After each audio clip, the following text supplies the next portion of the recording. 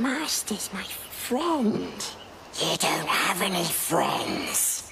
Nobody likes you. That is the voice of actor Andy Serkis as Gollum in the original Lord of the Rings film trilogy. Serkis has appeared on stage, but is best known for his work in motion capture roles. But his latest project is an animated film adaptation of George Orwell's Animal Farm. Vladimir Duthiers met with Serkis at James Cummins' bookseller right here in New York.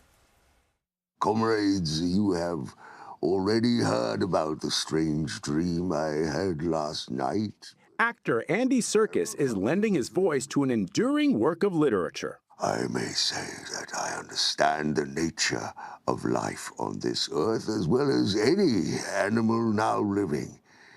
It is about this I wish to speak to you. Brilliant.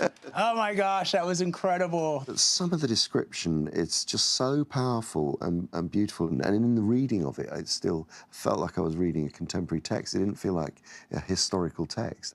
George Orwell's 1945 novella Animal Farm, an allegory for the rise of the Soviet regime following the Russian Revolution. Hey, Lucky! Serkis is the director of a new animated film version of the book. What about this specific book, Animal Farm, drew you into the world that he had created? Animal Farm was one of the first books that really touched me in a way that was a really profound kind of experience of, I'm reading this fairy tale, this fable, this allegory, which has something really dark underneath. What does that say? Laughter House! That sounds awesome. I love to laugh. It's a slaughterhouse. It became our primary concern that this story would be told to young people who could then sit and watch it with their parents and their grandparents, and then maybe having a discussion.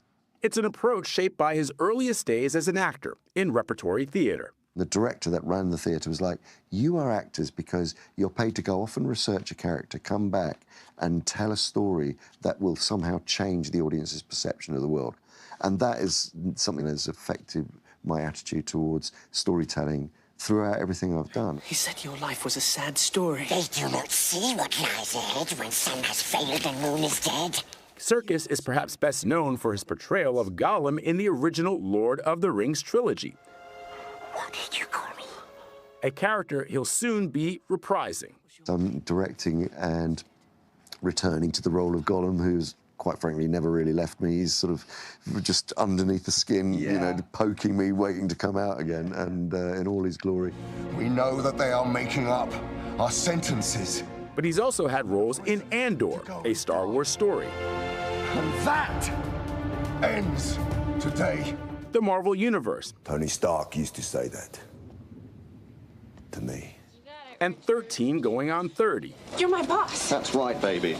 Who's your daddy? In 2011, he portrayed Caesar in Rise of the Planet of the Apes. Take your stinking paw off me, you damn dirty ape!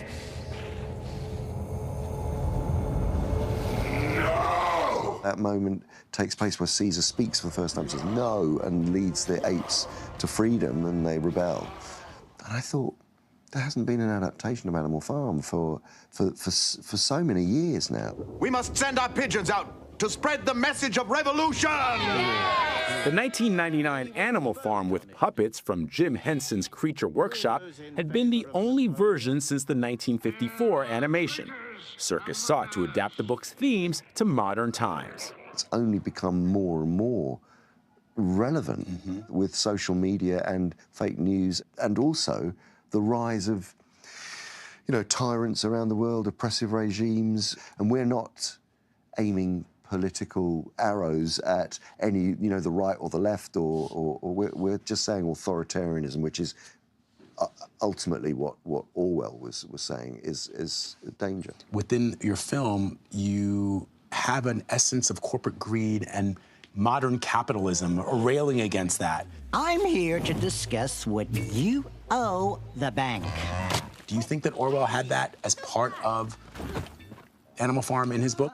It is part of it, definitely, because that's part of where power lies at the moment. And therefore, that becomes a part of authoritarianism. Cock-a-doodle-doo! Many original characters appear with familiar voices. Kieran Culkin plays Squealer. Our leader has been poisoned. Seth Rogen is Napoleon. You're wearing clothes! Oh, yeah. Would you look at that? I am. And Laverne Cox is Snowball. Do you want to be food? Or do you want freedom? Boxer the horse is voiced by Woody Harrelson. Aren't we supposed to, share? Jim Parsons, who plays all the sheep.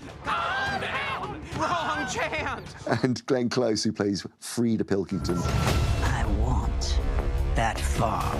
And then when we invented the character of Lucky, Gaten Matarazzo was one of the first kids. We just thought, oh, he's so perfect for it. Everything's just so different and new and confusing now. I also wanted to see it through a lens of an innocent young piglet who, at the beginning of the story, sees himself as just one of the animals. But then he begins to get taken in by the ideas that are put forward by Napoleon. I'm proud of what we have done. It is pretty amazing. But one of the biggest differences, Serkis admits, is the glimmer of hope at the end. There will always be oppressors, there will always be the oppressed, but you can't stop trying to make that not the case.